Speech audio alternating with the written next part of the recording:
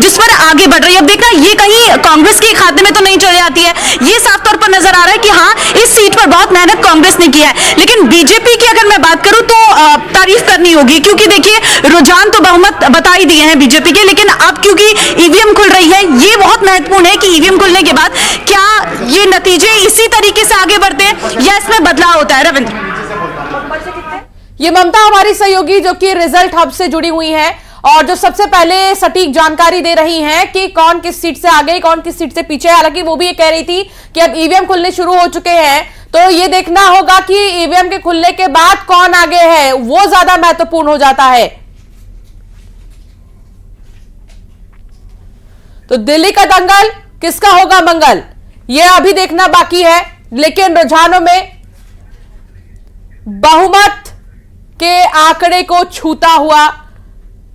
छूती हुई भारतीय जनता पार्टी नजर आ रही है। और संदीप पांडे हमारे सहयोगी जुड़े हैं काउंटिंग सेंटर के पास से, सीधे उनके पास। संदीप, क्या हालचाल? देखिए, दिल्ली में अभी तक जो रुझान आए उसमें भारतीय जनता पार्टी बहुमत की ओर बढ़ रही है, वहीं आम आदमी पार्टी अभी 24 सीटों पे आगे चल रही है। लेकिन बात करें सबसे उलटफेर ये है कि आम आदमी पार्टी के जो भी दिग्गज हैं वो सभी रुझानों में पीछे दिख रहे हैं। हालांकि ईवीएम की काउंटिंग शुरू हो रही है, उसके नतीजे पहले राउंड के आने के बाद ही पता चलेगा कि कौन कितने वोट से सटीक तौर पे आगे है। लेकिन अभी तक के जो रुझान आए हैं बैलेट के, उसमें भारतीय जनता पार्टी 35 सीटों पर लीड कर रही, जबकि आम आदमी पार्टी 24 सीटों पर। हम इस समय मौजूद है नई दिल्ली विधानसभा सीट पर, जो कि दिल्ली की हॉट सीट है, क्योंकि यहाँ पर आम आदमी पार्टी के संयोजक केजरीवाल मैदान में है, वहीं बीजेपी से प्रवेश वर्मा, जबकि कांग्रेस से संदीप दीक्षित मैदान में है। और यहाँ पर केजरीवाल रुझानों में पीछे चल रहे हैं। ऐसे में देखना यह होगा कि ईवीएम की जब वोटिंग की काउंटिंग बाहर आएगी, उसके रिजल्ट जो है फर्स्ट राउंड के बाहर आएंगे, तो इसमें कौन आगे होता है। लेकिन जैसे रुझान मिल रहे हैं कि भारतीय जनता पार्टी यहाँ पे अभी बढ़त बनाए हुए, ये बड़ी अपडेट है। दिल्ली विधानसभा की 70 सीटों पर 699 उम्मीदवार मैदान में हैं, जिनकी किस्मत का फैसला आज दोपहर बाद हो जाएगा। 99 महिलाएं भी इस बार मैदान में हैं।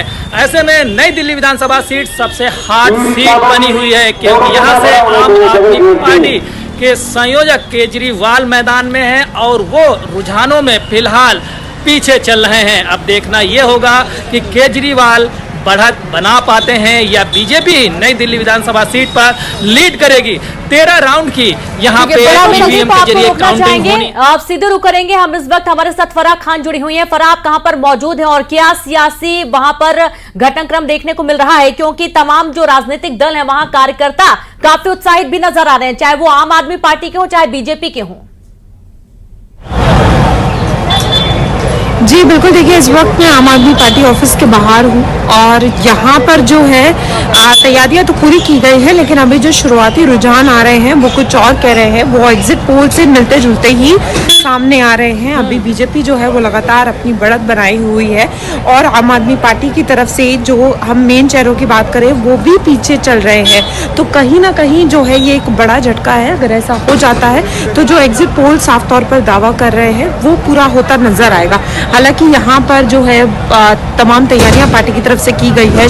सुबह से ही कई बयान पार्टी की तरफ से सामने आ रहे हैं और वो कॉन्फिडेंट नजर आ रहे हैं, लेकिन अभी जो शुरुआती रुझान सामने आ रहे हैं वो कहीं ना कहीं सब चीज़ों को पीछे छोड़ते हुए नजर आ रहे हैं। और अगर ऐसा होता है तो ये बहुत बड़ा जो एक हम कह सकते हैं सियासत का चेंज होगा।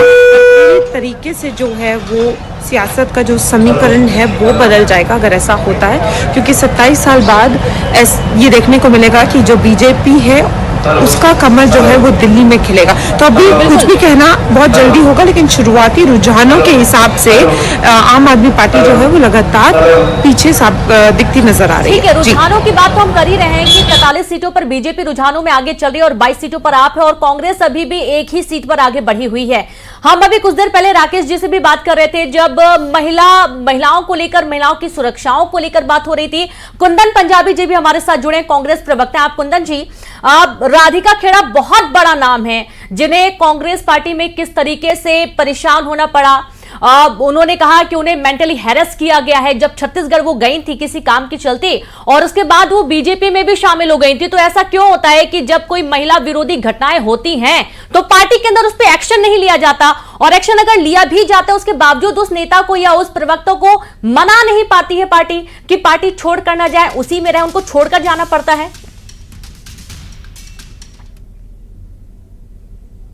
के अंदर पूरी शिद्दत के साथ में चुनाव लड़ा है और वहाँ पे हमें आशानुरूप परिणाम नहीं मिल रहे, क्योंकि कांग्रेस के पास वहाँ पे निश्चित रूप से दिल्ली के अंदर खोने के लिए कुछ भी नहीं था जी। हम सिर्फ पाने की ओर बढ़ रहे थे और अभी एक सीट पे रुझानों में दिख रहा है। हो सकता है स्थितियां परिस्थितियां आने वाले समय में बदलें और कांग्रेस पार्टी और बेहतर करने की स्थिति में आए।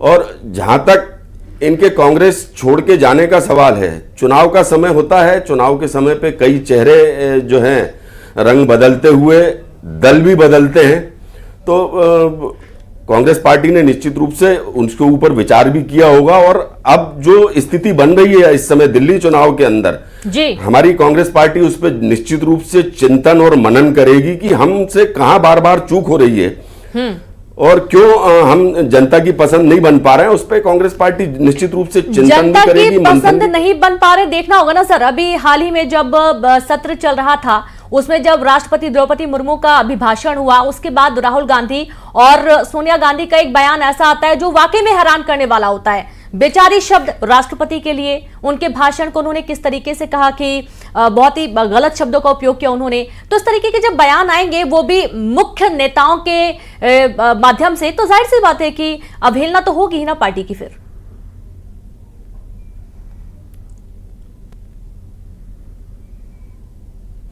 बहुत गलत तरीके से देश के सामने प्रस्तुत करने की कोशिश की है और सभी लोगों ने इस चीज की भर्त्सना भी की कि भारतीय जनता पार्टी हमेशा झूठ के सहारे किसी भी चीज को बदलने की कोशिश करती है, लेकिन जनता इस चीज को समझती है। सोनिया जी ने कोई ऐसा गलत बयान करने की कोशिश नहीं, उन्होंने सिर्फ ये कहा था कि थकी थकी सी, उसका दूसरा रूप भारतीय जनता पार्टी ने देश के सामने देने की कोशिश की और जनता ने नकार दिया उसको। देखिए, इस बार महिला जो वोट बैंक है वो राजधानी में बहुत अहम है और इसलिए हमारी ये चर्चा हो रही है। लेकिन मैं गुलरेज जी से भी एक कमेंट चाहूंगी। गुलरेज जी, हालांकि अभी मुख्यमंत्री के रेस में 3 प्रमुख चेहरे जो है हम देख पा रहे हैं रेस में, रमेश बिधूड़ी का भी नाम जिसमें कि शामिल है, लेकिन महिलाओं को क्या मौका देगी बीजेपी दिल्ली में?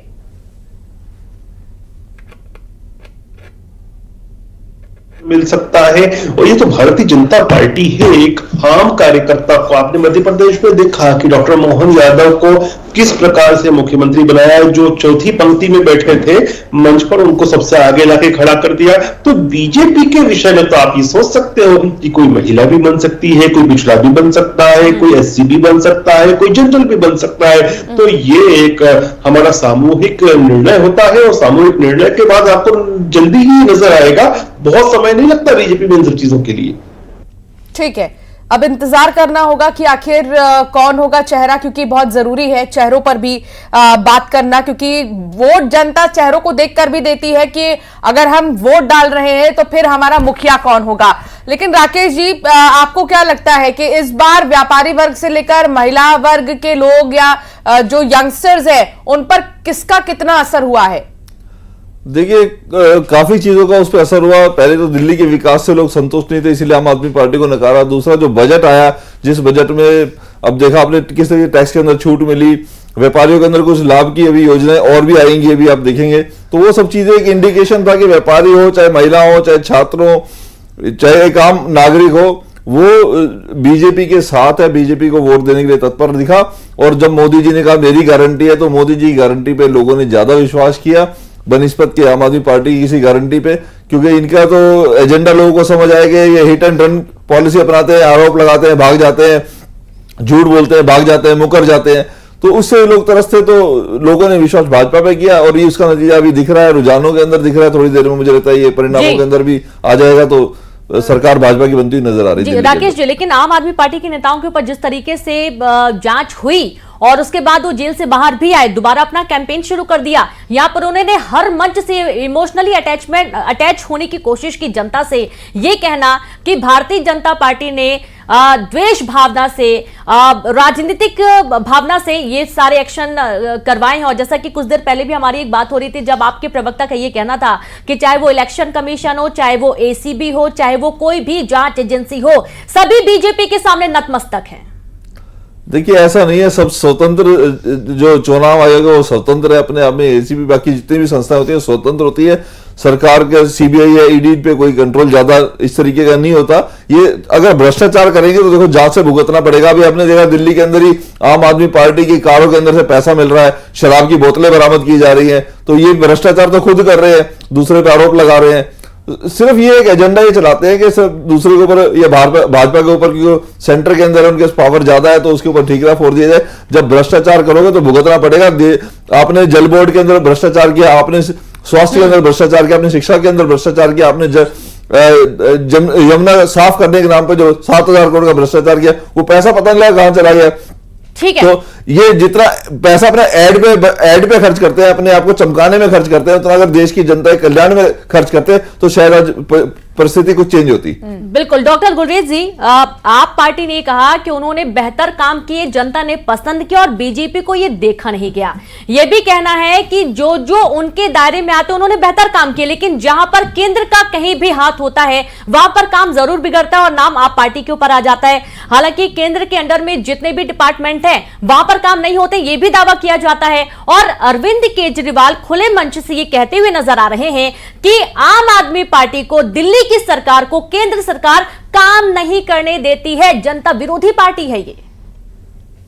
देखिए, वो जो कह रहे हैं ना, ट्विस्ट करके कह रहे हैं, असलियत ये है कि आम आदमी पार्टी को और उस समय की दिल्ली की सरकार को केंद्र सरकार और एलजी साहब भ्रष्टाचार नहीं करने देते थे। काम तो करने दे रहे थे लेकिन चोट्टे नहीं करने दे रहे थे, पैसा नहीं खाने दे रहे थे, शराब के धंधे नहीं करने दे रहे थे, जल बोर्ड में जिस प्रकार की अनियमितताएं थी वो नहीं करने दे रहे थे। बार बार इनको प्रेस करते थे कि पॉल्यूशन के इश्यूज को टेकल करो, यमुना के जो इश्यूज है उनको टेकल करो। वो सब जो चीजें थी ना जो नहीं कर रहे थे उस पर कहते थे और भ्रष्टाचार रोकते थे। और आम आदमी पार्टी की बातों को और अरविंद केजरीवाल की झूठ को तो आज दिल्ली की जनता ने सरासर नकार दिया। अब इनकी अब तो ये मुंह दिखाने के लायक नहीं है। मुझे लगता है कि शाम तक तो स्थिति ये बन जाएगी मैडम कि बुरी तरह से क्रश डाउन हो जाएंगे ये लोग, धराशाही हो जाएंगे, भड़बड़ा के गिरने वाली आम आदमी पार्टी।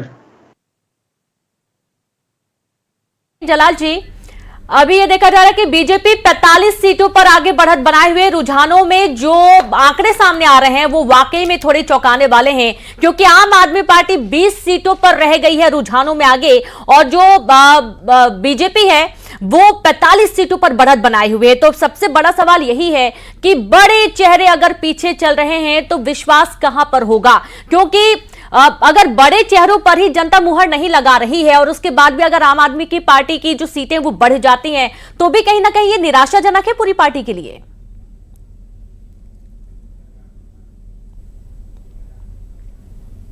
प्लानिंग के तहत शुरू से किया गया। नई दिल्ली विधानसभा में हमने देखा किस तरीके से बहुत सारे मतलब वोट काटे गए और एक माहौल बनाया जा रहा है दिल्ली के अंदर। बट मुझे हम सबको पूरा विश्वास है कि आम आदमी पार्टी ने दिल्ली में काम की राजनीति की है, चाहे मोहल्ला क्लिनिक हो, बिजली हो, पानी हो, स्वास्थ्य हो, शिक्षा हो, एक पॉजिटिव राजनीति की है। हमने कभी वाद विवाद और जो अन्य पार्टियां करती आई है उन चीजों में विश्वास नहीं किया, लोगों के जनहित के कार्य किए हैं। और मुझे लगता है कि दिल्ली की जनता बहुत समझदार है। जब जब आप लोगों ने देखा कि देश में लोकसभा चुनाव हुआ, लोकसभा चुनाव के 1 साल बाद 6 महीने बाद दिल्ली का चुनाव होता है, और हमने हमेशा जो देश की हवा थी जिसमें कह रहे थे कि मोदी की हवा है, मोदी जी की लहर है, और उस लहर के बावजूद 62 और 67 सीटों के साथ 2 बार सरकार हमने बनाई। तो मुझे लगता है कि अभी काउंटिंग शुरू हुई है, हमें थोड़ा इंतजार करना चाहिए। दिल्ली की जनता काम की राजनीति को जरूर समर्थन देगी और दिल्ली की जनता केजरीवाल जी के साथ है। ठीक है, आपने बहुत अलग अलग नए नए केस बनाए, आपने लोगों से बयान दिलवाया। जब किसी भी व्यक्ति ने लिकर पॉलिसी के अंदर मतलब सबूत नहीं मिले इनको, तो एक आदमी को सरकारी गवाह बना के आप सबने देखा। तो इस तरीके के आरोप प्रत्यारोप से, भ्रष्टाचार के गलत आरोप लगा जी ठीक है। और इसी बीच एक बड़ी खबर आ रही है जहां उमर अब्दुल्ला का बयान आ रहा है रुझानों पर कि और लड़ो आपस में, यानी कि वो एक तंज कसते हुए नजर आ रहे हैं आशीष। बिल्कुल ना, निश्चित रूप से, और ये तंज एक बहुत बड़ा तंज है, ये एक सीख एक तरह से। गोयल साहब, आपका रिएक्शन इस पर चाहूंगा। ये उमर अब्दुल्ला ने वो बात कह दी है जो बात अभी तक किसी राजनेता ने नहीं कही। हर कोई अपना अपना डफली अपना अपना राग कर रहा था, उमर अब्दुल्ला ने कह दिया अब और लड़ो आपस में। देखिए, सबसे पहले मैंने बात ये की थी कि सबसे पहले जो आती मैंने फर्स्ट इसी बोला था कि हम तो डूबेंगे सनम, तुम्हें भी ले डूबेंगे। कांग्रेस ने वही पॉलिसी अपनाई। और जो उमर अब्दुल्ला ने कहा, देखो ये स्वार्थी राजनीति खेल रहे हैं, सारी जो पार्टी है राजनीतिक पार्टी स्वार्थी राजनीति है।